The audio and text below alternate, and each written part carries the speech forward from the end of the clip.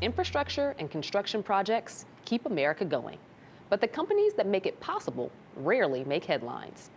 But that all recently changed for Skanska, a construction industry giant that is making waves for all the wrong reasons. 23 Skanska construction barges carrying cranes, beams, and other equipment broke free during Hurricane Sally.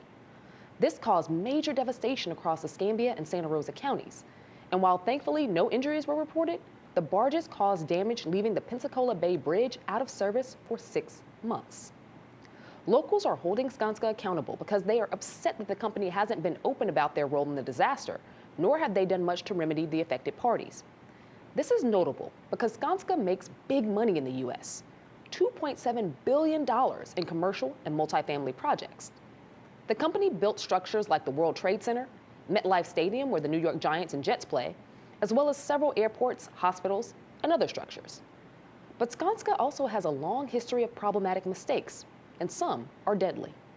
The company has been charged with fraudulent labor practices, bribery scandals, and black contractors filed racially motivated harassment claims against them. In Florida, local businesses want Skanska to pay up. Revenue losses resulted from the bridge outing, and claims of Skanska not following hurricane protocol have erupted. Here for more on this developing story is Mike Papantonio, host of America's Lawyer. Welcome, Mike. Well, thank you. Appreciate it. Yeah, I think as I listened to you all open the program, I thought it was interesting. The story about the Pentagon was so interesting because it's kind of a macro of what we're talking about here in a more of a micro story. And that is accountability. Who is watching the people who are making decisions about things like the Pentagon? And with America's Lawyer, we've been trying to analyze what's happening with the new infrastructure build out. Okay, we have a lot of infrastructure build out taking place all over the country in various places. But what we're not doing is we're not really looking. It's almost like we've abandoned our responsibility to say, let me show up at the hearing that we're going to have with a company like Skanska, where they say we're the people that are going to improve your infrastructure. We're going to build a $400 million bridge, and you can count on us. And we've analyzed this ad nauseum. We've taken a look at mass protests taking place in the streets, individuals going state to state on big national issues, but we've forgotten about what's happening in our backyard. This act of forgetting what's happening in our backyard probably will cost this community billions of economic loss. And as you pointed out, this was a company, it's a foreign company that shows up in Pensacola. They make a presentation to city council that are half asleep on what's going on, and state legislators who are completely out of the ballgame, politicians who care about how much money they can give me, the media barely paying attention to it, and we don't show up. The people who live here don't show up at that meeting, and had they done that, they would have found out that this is a company that's paid $20 million fines, accused of bribery in Argentina, crippled to the fact that they almost can't do business in South America because of their criminal conduct, cited for using substandard quality equipment and substandard materials. But here's my point.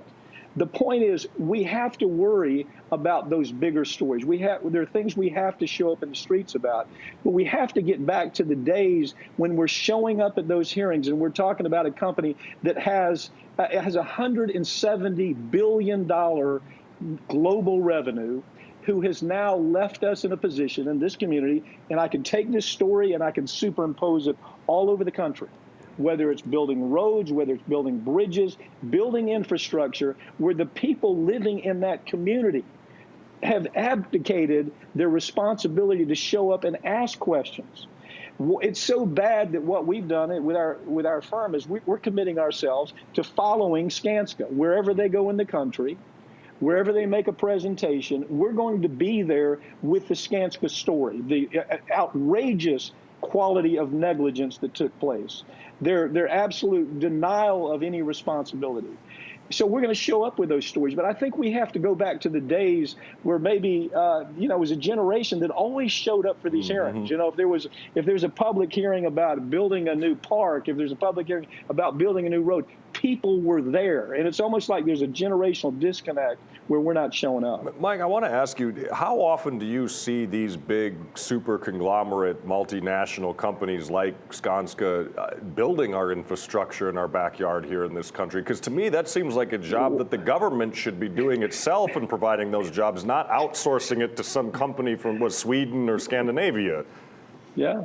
Yeah, you hit it on the head, Tyrell. You've stolen my talking point. Sorry. There was a time.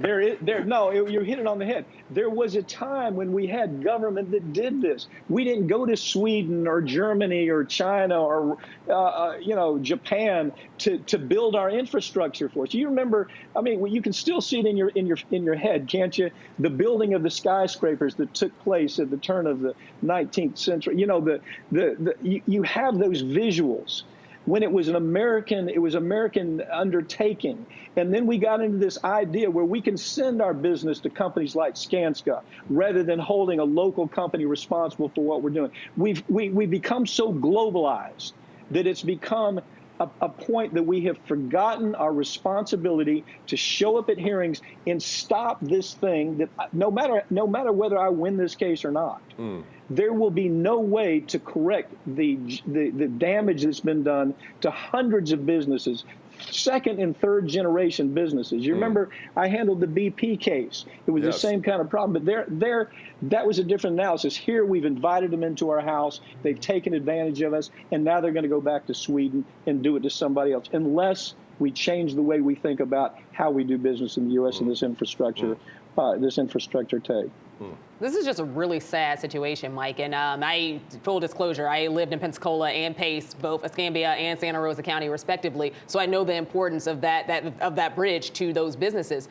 But this isn't the first time the construction company had a foray into bad press or lawsuits. How were the other allegations handled? You know, with 5 deaths in an Orlando highway project, fraudulent labor practice, racially motivated harassment. There's so much, the list goes on and on. How they got above those things somehow. And how do you think this is going to play out? Got about a minute. Have y'all been reading my notes? Let me deliver in a minute. The only way it plays out is this. We have to perp walk criminals, okay?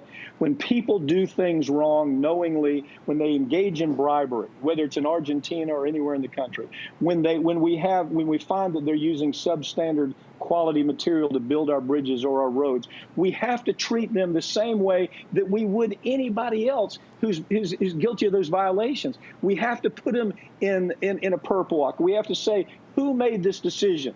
Who took this step knowing that it was going to, or foreseeably resulting in the kind of disasters that you bring from that kind of business.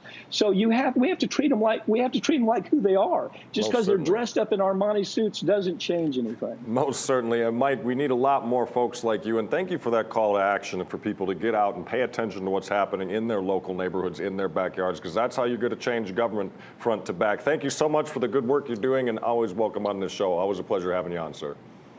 Thank you. I sure appreciate it.